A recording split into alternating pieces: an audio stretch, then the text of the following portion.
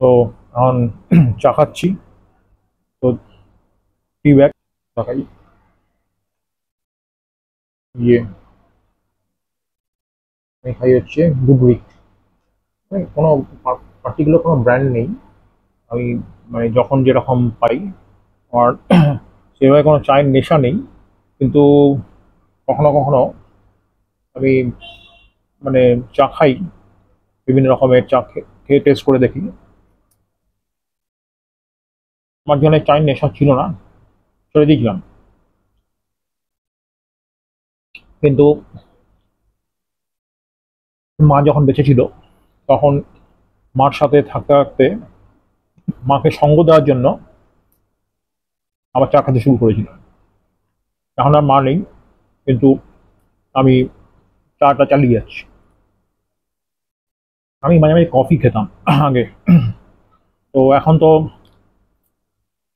কফিটা সেভাবে খাওয়া হয় না। খেলেই হয়, কিন্তু খাওয়া হয় না। যাই হোক, প্রত্যেকদিন সকালে একটু আগে আমি একা থাকি, সন্ন্যাসীর জীবন। নিজের বাসন নিজেই মাজতে হয়, কেউ মেজে দেয় না। লোকও নেই কোনো, লোক রাখা যায় একলা থাকি। লোক এসে কাজ করবে, আর লোক ফাঁকি মারে পর্যন্ত। পছন্দ হয় না আমার কাজ। পরিষ্কার করে না, সামান লেগে থাকে, এঁটো লেগে থাকে। নিজের কাজ যদি নিজে করা যায়, তার থেকে বড় বেশি আনন্দ কিছু নেই। তো আমি আমার রান্নাও নিজে করি, নিজের খাবারও নিজে বানাই, আর নিজের বাসন নিজে ধুই, নিজের কাপড় জামা নিজে কাচি। পুরো সন্ন্যাসী জীবন। তন্ত্র কি আর এমনি হয়? সন্ন্যাসী জীবন ছাড়া কি তন্ত্র হতে পারে? সিদ্ধি কি এমনি এমনি আসে? সংযম, সংযম না থাকলে সিদ্ধি হয় না। যাই হোক, সকালে একটা মানে ছোট ট্রিট যাকে বলে, মানে একটু খাওয়া দাওয়া হলো, বিস্কুট খেলাম, গরম চা খেলাম। মানে যাকে বলে একটা রিফ্রেশিং একটা ভাব মনের মধ্যে, এবং সাথে মুখের মধ্যে। এবং তো আজ বিভিন্ন রকমের চা খাই আমি, বিভিন্ন রকমের। আমার সুগারের প্রবলেম আছে, সেজন্য আমি চিনি খেতে পারি না, সুগার ফ্রি দিয়ে খেতে হয়।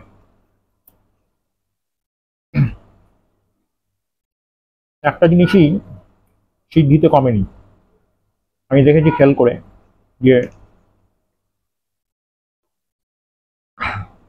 শারীরিক ব্যথা বেদনা কমানো যায়।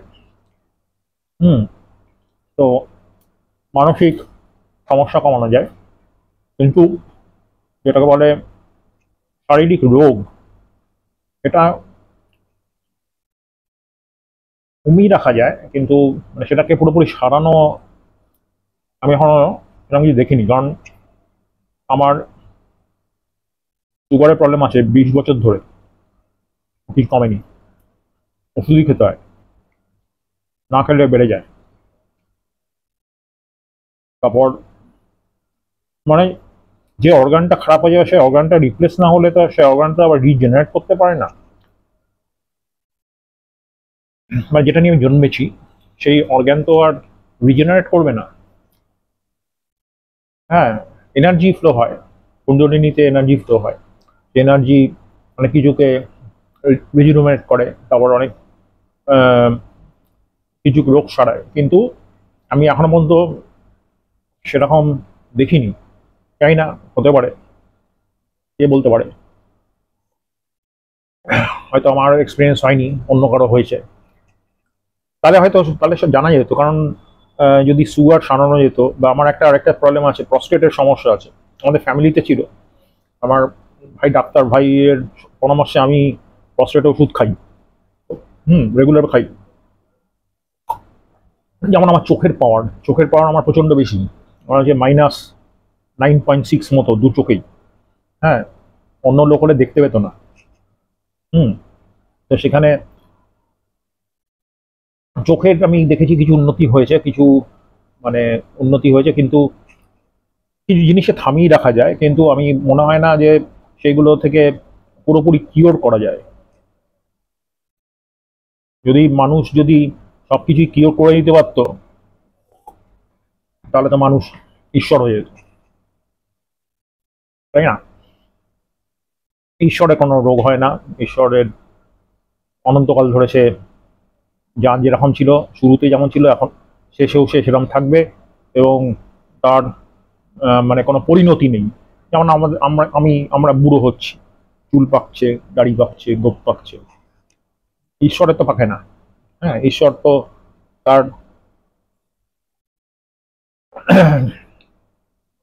মানে জীবন যতদিন তার রয়েছে, সেই জীবন ধরে তার হচ্ছে পাকাপাকির কোনো স্কিম নেই। হ্যাঁ, ভালো আছে। হুম, পুরো যৌবন যৌবন উপভোগ করছে ঈশ্বর, মানুষকে তার বেড়াজালে জড়িয়ে রেখেছে। মানুষ বয়স বাড়বে, বৃদ্ধ হবে, বিভিন্ন রকমের রোগের প্রকোপ হবে, কষ্ট পাবে। হুম সেটা নাকি কর্মফল নয়, এটা নিয়তির নিয়ম। যে পৃথিবীতে ধরুন, পৃথিবী যেমন হচ্ছে রয়েছে, পৃথিবী কি আর বুড়ো হচ্ছে? হয়তো পৃথিবীও বুড়ো হয়। হ্যাঁ, জগতে হয়তো সবকিছুই তাদের বয়স বাড়ে, কিন্তু ঈশ্বর বুড়ো হয় না। মানে আমরা যে দেবদেবীর আহ, হাজার বছর আগে যে সাধক দেবদেবীর যে বর্ণনা করে গেছে, আমি সবাইকেই প্রায় দেখেছি। সমস্ত যত ইম্পর্টেন্ট দেবতা এবং দেবীরা রয়েছে তাদের আমি দেখেছি। আহ, তারা তারা সব যুবতী। যেমন কালীকে তো কালী তো একজন পুরো যুবতী, 25-26 বছর বয়স। হ্যাঁ, তার থেকে বেশি বয়স না কালীর। হ্যাঁ, মানে কালীকে মানে হ্যাঁ, মানুষ কত হাজার বছর আগে মানুষ সাধকরা দেখেছে। হ্যাঁ, তখনও যা ছিল কালীকে এখনো সেরকমই দেখতে। হ্যাঁ, তো আমাদের বয়স বাড়ে, ওরা ওদের বয়স বাড়ে না। আমার মনে হয় যেটা, ওরা পৃথিবীর কোনো, আমি আমি এটা আমার মানে বিশ্বাস করি যে ওরা পৃথিবীর কিছু নয়, মানে পৃথিবীর কোনো প্রাণী ওরা নয়।